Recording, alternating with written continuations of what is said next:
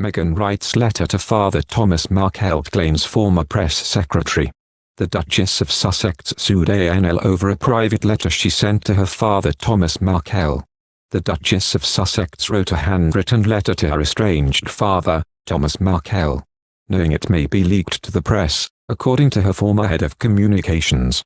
In a witness statement made public by the Court of Appeal, Jason North said that Meghan had lost confidence, that the letter she wrote and communications to Mr. Markle would be respected. He said in his statement, when the Duchess was considering how to handle Mr. Markle's increasing public interventions, both for concerns about his welfare and also to protect her reputation, she explored options for written communication that might convince him to stop giving interviews, but that could also set the record straight if he gave them to the media. He continued, the Duchess said she was writing the letter in part to allow the Duke to demonstrate to his family that some action was being taken by the couple to stop Mr. Markle from continuing to engage with the media. She added that, while unlikely, perhaps it will also give my father a moment to pause. Mr. North added, she asked me to review the text of the letter, saying obviously everything I have drafted is with the understanding that it could be leaked, so I have been meticulous in my word choice, but please do let me know if anything stands out for you as a liability. The Court of Appeal heard how Meghan had asked if she should call her father Daddy in the letter, saying it would pull at the heartstrings if leaked. Mr. North said in his statement, she also asked a specific question regarding addressing Mr. Markle as Daddy in the letter, saying given I've only ever called him Daddy it may make sense to open as such, and in the unfortunate event that it leaked it would pull at the heartstrings. He added that the Duchess had deliberately ended each page partway through a sentence so that no page could be falsely presented as the end of the letter. In the event that it was leaked, she wanted the full narrative as set out in the letter to be understood and shared. She said she felt fantastic after writing it and added that, and if he leaks it then that's on his conscience.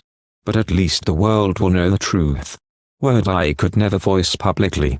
Associated Newspapers Limited, ANL, also the publisher of Mail Online, is challenging a ruling earlier this year that its publication of Meghan's letter was manifestly excessive and hence unlawful. At the start of the case on Tuesday, the publisher argued the letter was written with public consumption in mind as a possibility.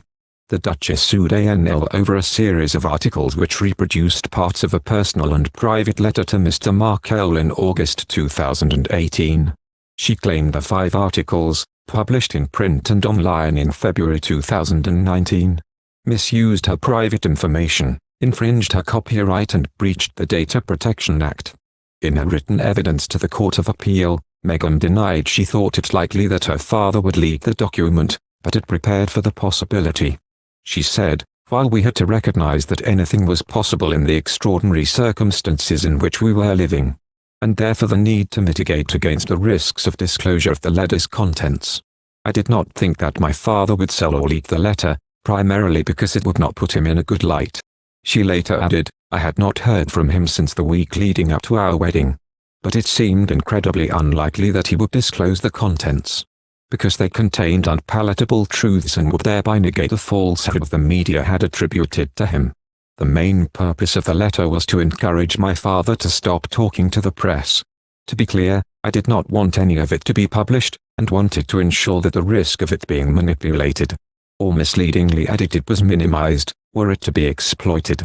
Well, firstly I would urge you not to read tabloids, Meghan said, because I don't think that's healthy for anyone. Hopefully, one day they come with a warning label like cigarettes do. Like, this is toxic for your mental health. In terms of this appeal, I won the case, and this issue, frankly, has been going on when I had no children at all. I now have 2 children, as you know, she said. It's an arduous process. But again, it's just me standing up for what's right, be it in this case or in the case for economic and professional parity we are talking about today. Meghan continued. At a certain point, no matter how difficult it is, you know the difference between right and wrong. You must stand up for what's right, and that's what I'm doing.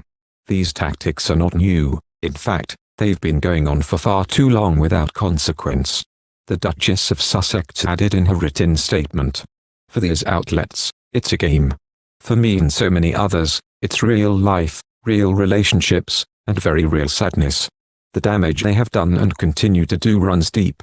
Her statement continued, "The world needs reliable, fact-checked, high-quality news.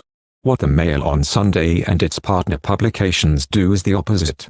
We all lose when misinformation sells more than truth, when moral exploitation sells more than decency, and when companies create their business model to profit from people's pain.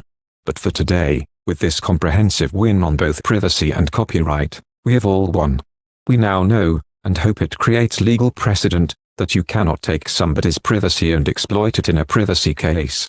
As the defendant has blatantly done over the past 2 years," she wrote. "I share this victory with each of you because we all deserve justice and truth, and we all deserve better." Thank you for watching.